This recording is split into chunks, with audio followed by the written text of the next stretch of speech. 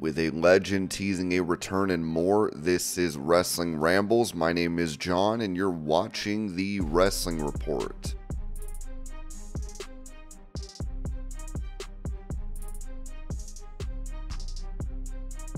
Providing an update on the health of his wife, Maria Kanellis, Mike Bennett wrote on X, "Maria's surgery went well. She is staying overnight at the hospital for observation and should be released tomorrow. My wife is a badass. Thank you to everyone who's reached out. We love y'all so very much."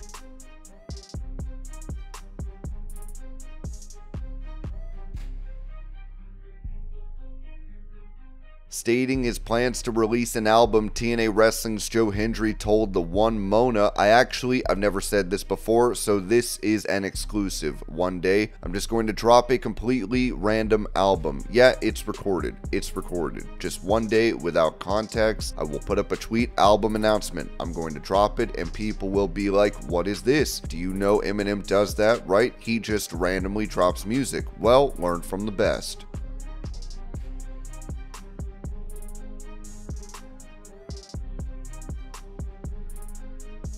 Talking about the increase in WrestleMania 41 ticket prices, Ringside News wrote that the anticipation for WrestleMania 41 is already building, as WWE already announced that the next installment of the iconic event will be held in Las Vegas. The event will take place on April 19th and April 20th, 2025 at the Allegiant Stadium. Before the general sale begins this week, pre-sale ticket sales began and fans saw a surge in ticket prices for the event, and the reason for that has been revealed. As noted above, ticket prices for WWE WrestleMania 41 have surged dramatically just one day before the official general sale begins on Friday, October 25th. Tickets were first made available to Las Vegas Raiders season ticket holders on Tuesday, October 22nd, followed by another pre-sale on Wednesday. According to PW Insider, prices had increased significantly from their original amount. For example, a two-day combo ticket initially purchased for $700 was listed for over $2,000 on Wednesday. Similarly, tickets that were priced at $1,600 on Tuesday were found on Ticketmaster for more than $2,300 the next day. These price hikes were not a result of resellers. Mike Johnson explained that the sharp increase in prices is due to Ticketmaster's dynamic pricing system, which raises ticket costs based on demand for an event. This practice faced criticism in September when ticket prices for an Oasis concert in the UK rose by hundreds of pounds due to high demand. In response, the UK Competition and Markets Authority has initiated an investigation into this pricing strategy. That's not all, as WrestleMania 41 Elite packages also came with eye-watering price tags, with some going as far as $50,000. It's confirmed that WWE World is set for next year, and WrestleMania 41 in Las Vegas will definitely be a show worth watching, but many fans feel they shouldn't have to pay an arm and a leg to secure tickets.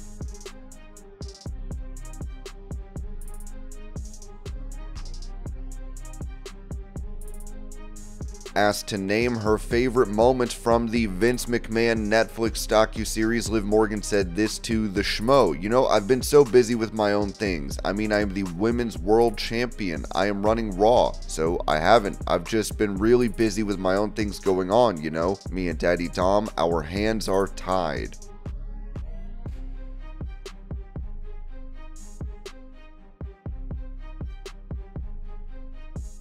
Bringing up the idea of his daughters getting into pro wrestling, Jeff Hardy told TV Insider, I'd say back in 2017, 2018, I was talking about, wow, I'm going to have the first ever female tag team wrestlers called the Hardy Girls. Both my girls don't show much interest in pro wrestling at all. When I'm jumping off stuff, they are like, Dad, why are you still doing this?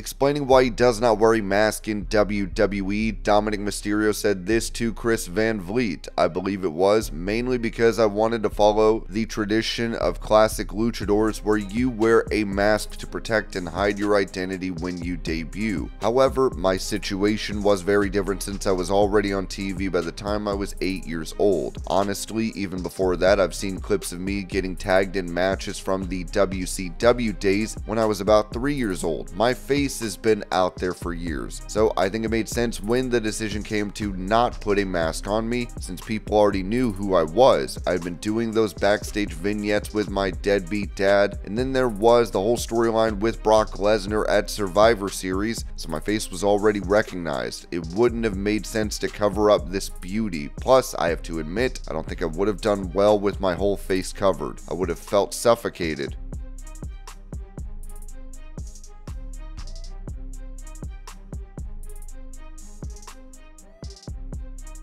During that same interview, Dominik Mysterio said this about the idea of facing Pat McAfee. What does Pat call me? Dum-dum. When he says it, it's like he's not serious. Maybe you could have a match with him. I'd love to get in the ring with Pat. I don't think he has the balls to do it, which is why he's sticking to announcing now. But whatever, if Pat wants it, he knows where to find me.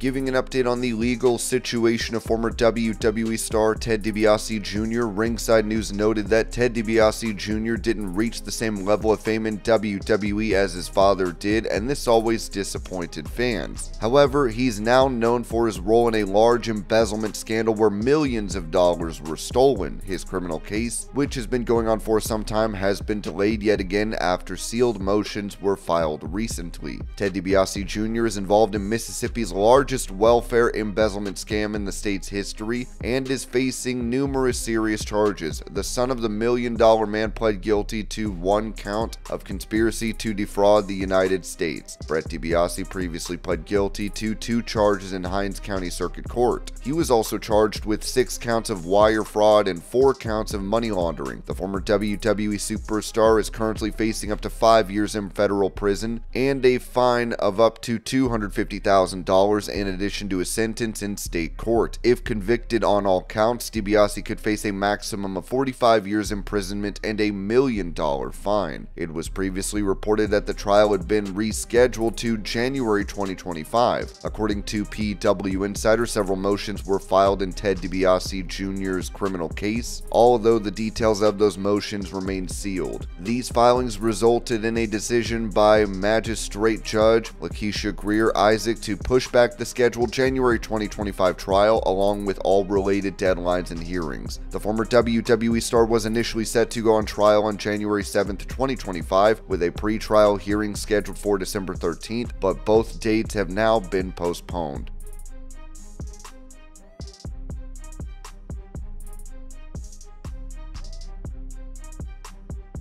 For clarification regarding Samantha Irvin retaining her name following her departure from WWE, Ringside News wrote that according to Dave Meltzer in the Wrestling Observer newsletter, it was reported that WWE owns the name Samantha Irvin. Therefore, she cannot use that name anymore and will have to go by her real name, Samantha Johnson. We have also reported that there were numerous factors that led to Samantha Irvin's exit from WWE, notably issues with schedules, but the company is open to having her return for cameo appearances in the future. It is to be noted that Irvin ultimately wants to focus on her music career now, so it makes sense she will simply use her real-life name going forward.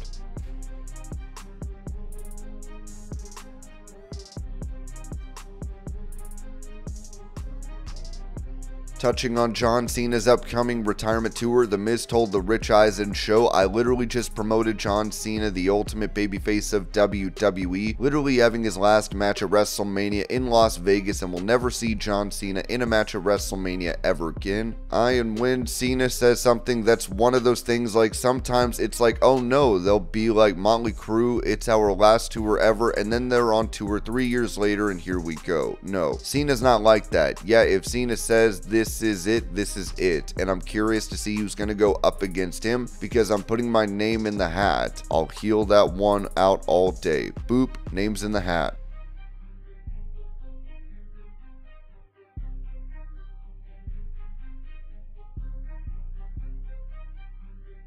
Staying on the topic of those that want to face John Cena, Grayson Waller said this on Up Up Down Down. "I want to slap John in the face like I've been wanting it for so long. I'm going to get it, John. I'm going to keep saying mean things until you say yes." He said 40 shows like, come on, give me Poughkeepsie or something. You don't have to give one of the big towns. I'm fine with that.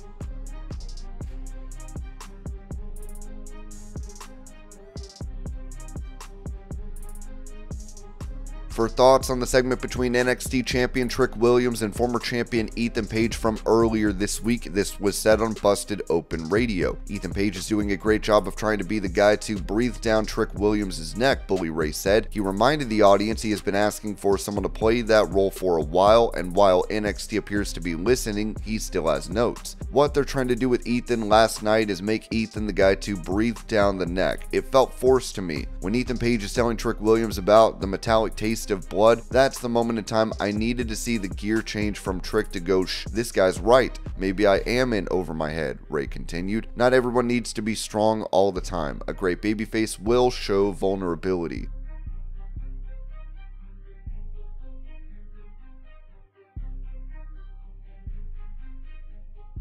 Taking to Instagram, former WWE star Gable Steveson is mourning the loss of his dog, writing, "Rocco, you touched our family's hearts in ways we couldn't even imagine. You cut us real deep with this one. We love and will miss you. Enjoy the good side for me. I'll see you later."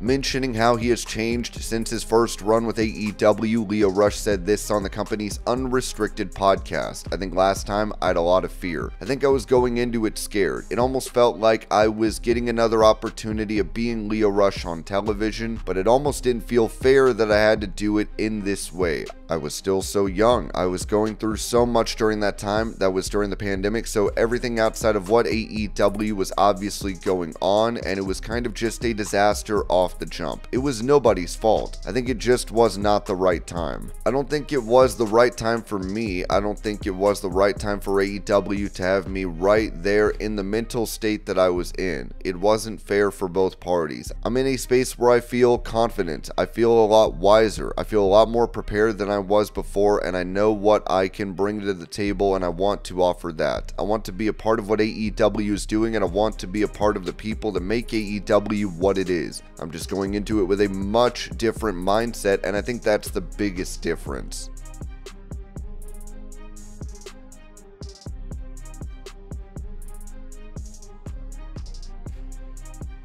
On X, former WWE star JBL said this regarding his health, writing, "First time in a couple of decades, pain-free and able to work out. Got stem cells from Integrated Pain Management in New Jersey, and my first workout. Hard to believe I'm able to do things I couldn't do for years. Comeback? Yeah, biggest since the resurrection."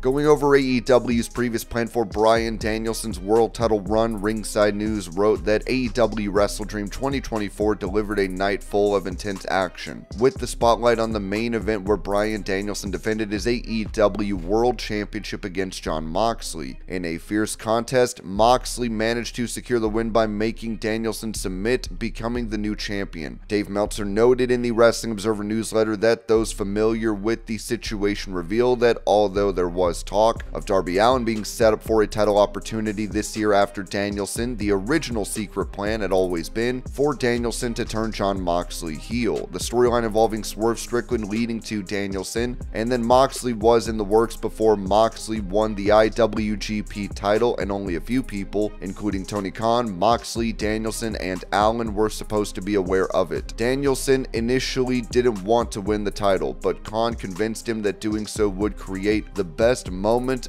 for the climax of the biggest show of the year. Danielson also had a say in choosing Tacoma as the end date, as that date was flexible. The concept of Moxley turning heel was part of the plan, and the new version of the Blackpool Combat Club is also Moxley's idea. It has been previously reported that Bryan Danielson specifically asked Jon Moxley to be the one to defeat him at AEW Wrestle Dream. However, it remains unclear when Danielson will return to the ring to confront the Blackpool Combat Club, as he will be sidelined sidelined for a while due to his nagging neck issues. Fans will need to stay tuned to see how and when he plans to seek revenge against them.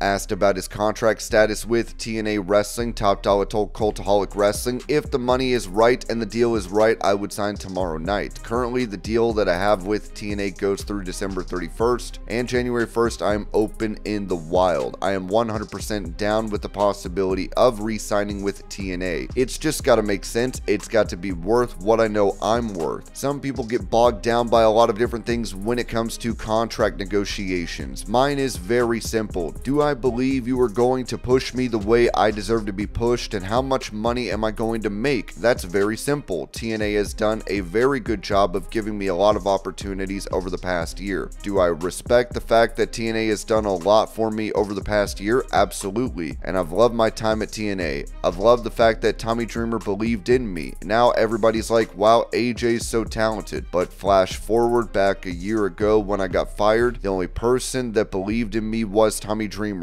I take that into account as well. There's a lot of things there. I've proven over the past year that I am one of the top stars and the top heel in this business. And this was your pro wrestling news update. I hope you're all having a great day. Thank you so much for watching, and I will see y'all later.